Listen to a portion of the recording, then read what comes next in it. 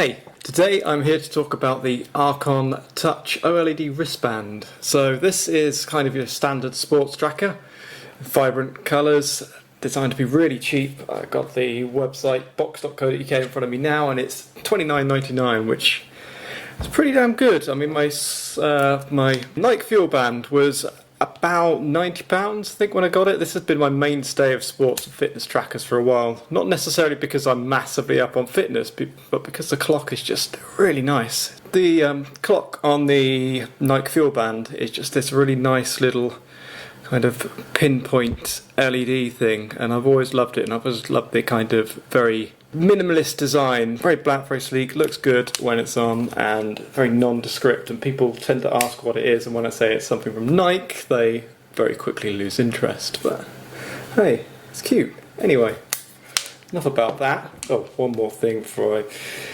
just love the USB charging on there. You plug it into any USB port, away you go. No need to carry around a fiddly little charger. The Archon is 30 quid. It's a sports tracker. It comes with its own app, similar to the apps you get for the Fuel Band or for the Jawbone.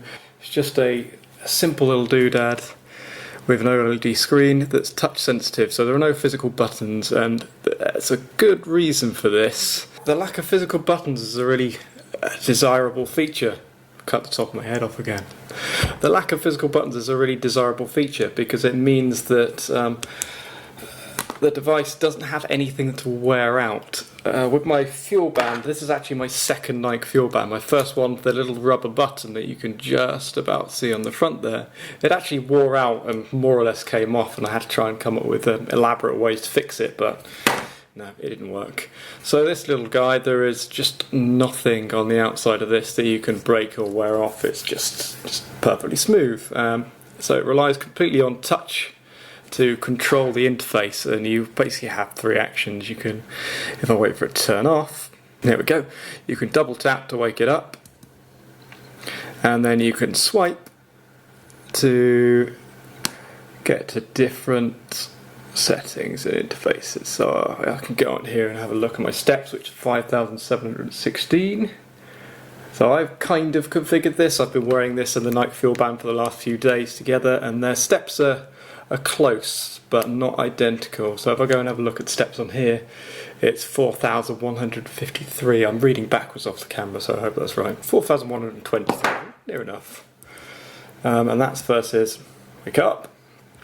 Versus the steps on here, which are 5,716. So when you calibrate these things, you set your height and your weight, and it'll use those values to adjust what it sees as a step and figure out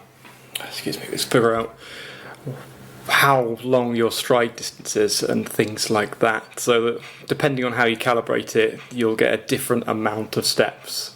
And it's generally not a tremendously accurate value, but the point of the value and the thing that Nike do to kind of abstract that away is create fuel, which is a score that's completely abstracted from steps and other activity.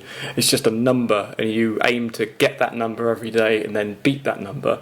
So with this, your steps, if you think of it not as the number of steps you've taken, but as a number that you should attain and achieve and try and beat every day, then you can be reasonably assured that despite it might not be accurate, it doesn't matter. As long as you're getting that goal and you're beating it on a day-to-day basis, then you're making progress. You're increasing your activity. The wrist strap has this little clasp that I am not the best of friends with, because it's a little metal clasp with a point on the end.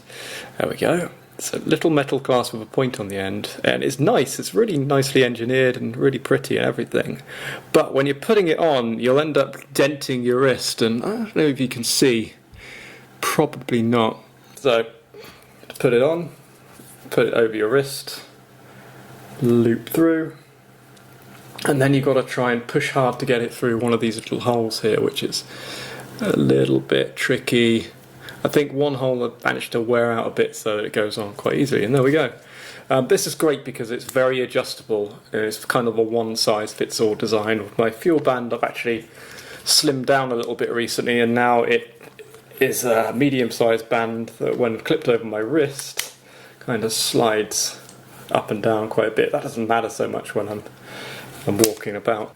Nice little device, costs 30 quid. The software is pretty decent. The band itself seems pretty robust and pretty rugged. I mean, nothing's gone wrong with it yet. It's been a great way to tell the time. Well, I've been wandering around with it for a while and it's still got a little bit of battery life left. So I imagine you get 2 weeks actual realistic battery life out of the thing, which is not too bad.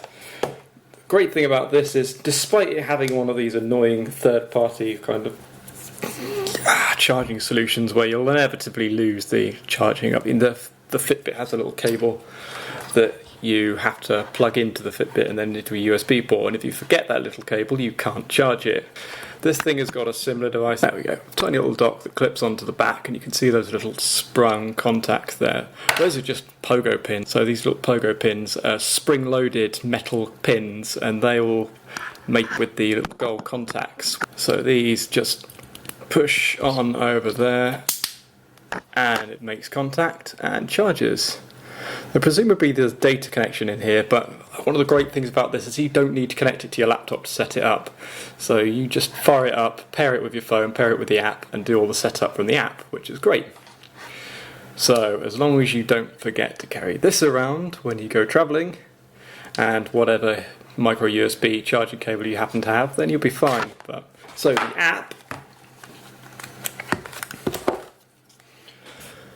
if you'll forgive me showing you a phone screen, looks somewhat like that. There we go. So I found this seems to sync pretty reliably. So if I turn this on and hit the refresh button, it'll pair up and it'll sync with the wristband, and the guy will do a little jog, and my activity should be synchronized now. So I'll go into there, and there we go, that's my steps and my activity bar graph. I don't actually care about any of this stuff, I don't pay any attention to it, I just love how this looks and that it tells the time. It's just a fancy smancy watch to me.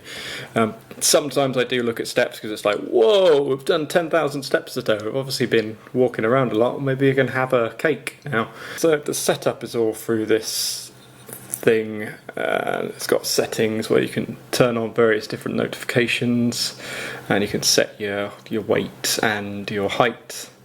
The notifications are an interesting one. I tend to try and turn off every possible notification on my iPhone that I possibly can, and that may be my problem, but I haven't got any notifications out of this band other than the disconnected one. So if I turn Bluetooth off on my phone, it'll go